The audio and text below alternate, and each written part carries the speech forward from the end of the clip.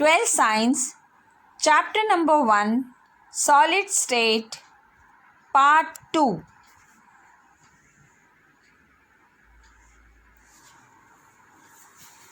Hello students, I am Madhu Sinha, your chemistry teacher. In this video, we will be discussing about various types of crystalline solids on the basis of intermolecular forces acting between them.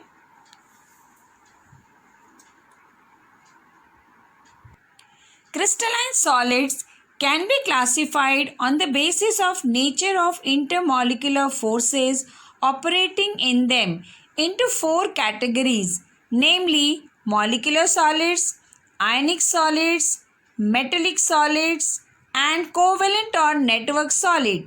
Let us understand this in detail. Molecular solids. Molecules are the constituent particles of molecular solids. Depending upon the nature of intermolecular forces acting between them, these solids are further classified into nonpolar molecular solids, polar molecular solids, and hydrogen bonded molecular solids. Nonpolar molecular solids have either atoms or non-polar molecules as constituent particles. They comprise of either noble gases or molecules formed by non-polar covalent bonds. They are usually liquids or gases at room temperature and pressure, or soft solids. They are non-conductors of heat and electricity. In these solids, the electron cloud is symmetrically disturbed and the molecules does not have any polarity.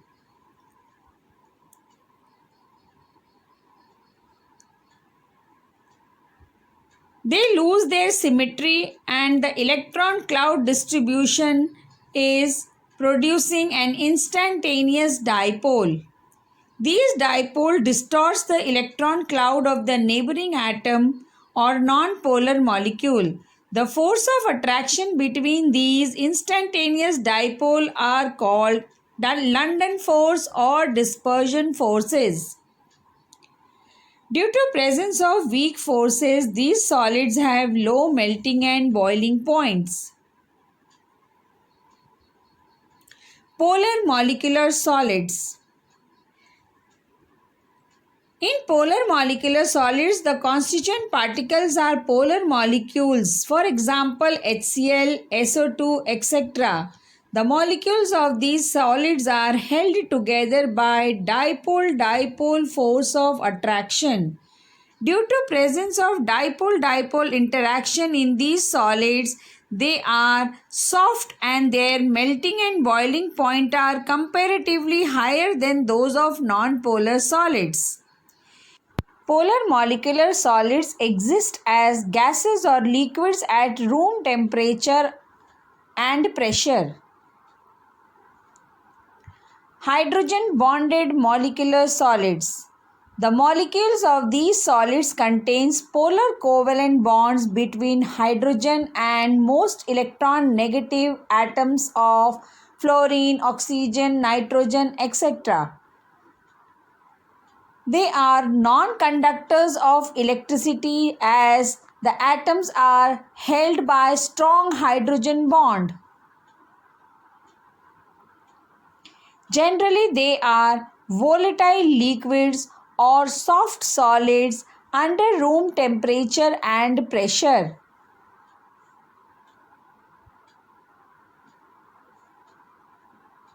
They have very high melting and boiling point as compared to non-polar and polar solids.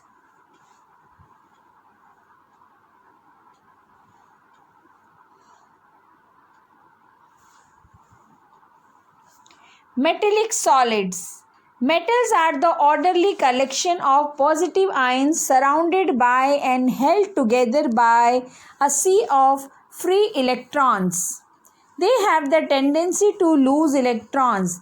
These electrons are mobile and are evenly spread throughout the crystal. Each metal atom contributes one or more electron towards this sea of mobile electrons. Hence, in metal, the positive kernel is surrounded by a sea of mobile electrons. The attractive forces that holds the kernels and mobile electrons in metallic solid. The strong metallic bonds are present which gives high melting and boiling point to these solids. These free electrons are responsible for electrical conductivity of metallic solids. The examples of metallic solids are copper, iron, aluminium, silver, etc. Ionic solids. Ions are the constituent particles of ionic solids.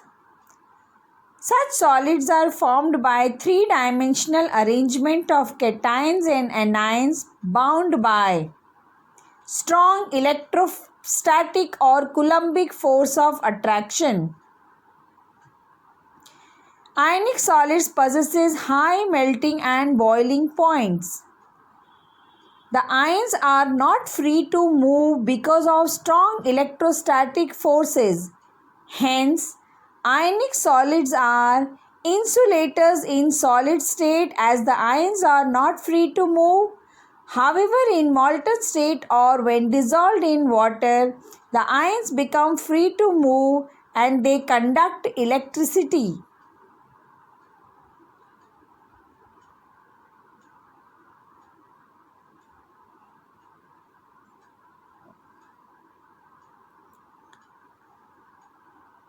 So a question comes in our mind, why ionic solids are good conductors in molten or aqueous state but an insulator in solid state?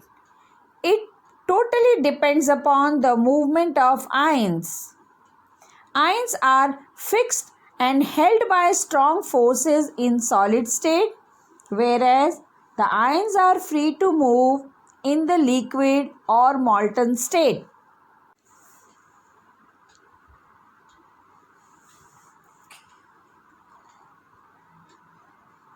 Examples of ionic solids are sodium chloride, zinc sulfate, magnesium oxide, cesium chloride, and many more. Covalent or network solids.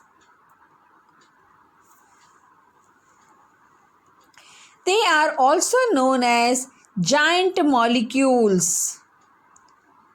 Non-metal atoms are held strongly by covalent bonds. Covalent bonds are strong and directional in nature.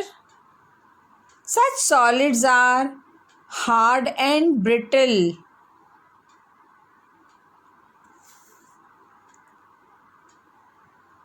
They form a network-like structure and hence they are also known as network solids. They have extremely high melting point and boiling point and may decompose before melting. These covalent solids, due to the absence of free ions, are bad conductors of electricity. The most common example is diamond and graphite. Diamond, which is an allotrope of carbon, have all the 4 carbon atoms linked together with the neighboring carbon atom. There is no free electron in diamond, whereas in graphite, the carbon atoms are arranged in different layers and each atom is covalently bonded to 3 of its neighboring atoms in the same layer. The 4th valence electron of each atom is present between different layers and is free to move about. These free electrons makes graphite a good conductor of electricity. Hence, The different layers of graphite can slide one over the other, thus making graphite a soft solid and a good lubricant.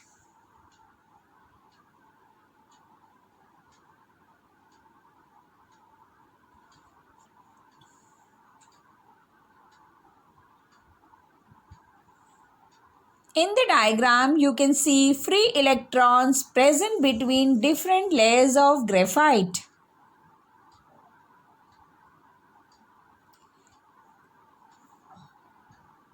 The force of attraction between each layer of graphite is very weak. As a result, the layers can slide one over the other.